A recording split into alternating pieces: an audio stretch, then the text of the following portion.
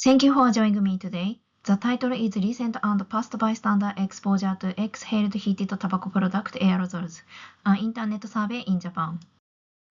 With the use of heated tobacco product called HTP becoming more widespread in Japan amongst adults, public health experts have pointed out the potential health effect of bystander exposure to exhaled heated tobacco aerosol, called EHA, primarily based on the results of cross-sectional studies on bystander exposure to EHA.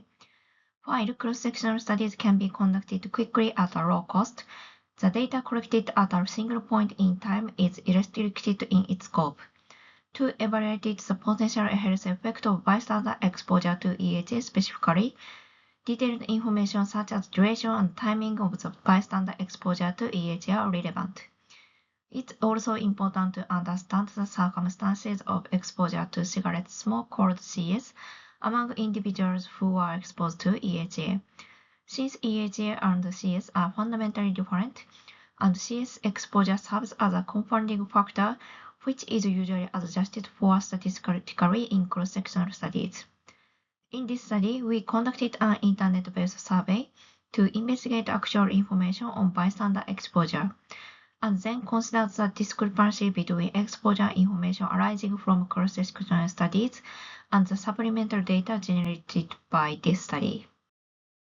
Participants were 10,055 non-smokers aged 20 to 69 in Japan who reported having been ever exposed to EHA at home and/or workplace.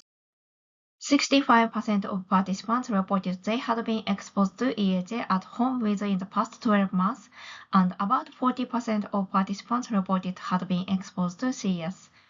One reason for the result indicating the more recent bystander exposure to EHA compared to CS is likely due to the increase of the share of HTP in the tobacco product market recently. Cross-sectional studies on bystander exposure usually define exposure as within the past 12 months.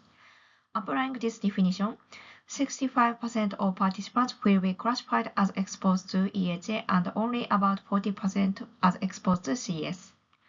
This suggests that the potential health effects of CS exposure would not be fully adjusted when evaluating the potential health effects of exposure to only EHA. About half of the participants reported exposure duration of less than 12 months for EHA in total, which tends to be shorter than exposure to CS. When focusing on the total exposure duration of participants who meet the exposure definition in cross-sectional studies, among those who reported they had been exposed to EHA within the past 12 months, 35% reported having exposed to for less than 1 month, and approximately half reported exposure duration of less than 12 months in total. This suggests that not all those who had been exposed to EHA within the past 12 months would have long exposure durations. A large number of participants who had been exposed to EHA had also been exposed to CS in their lifetime, and a large number of participants who had been exposed to EHA had been exposed to CS for more than 1 year in total. In cross-sectional studies on environmental exposure to EHA or e-cigarette, usually the effect of exposure to CS as a confounding factor is statistically adjusted by the information of the presence or absence of exposure only. These results suggest that, since exposure to both EHA and CS often overlaps in daily life settings with the long years of exposure to CS, it's necessary to fully consider the circumstances of such overlaps when examining the potential health effect on humans exposed only to EHA. This study provides this detailed information on the recent and past self-reported status of bystander exposure to EHA.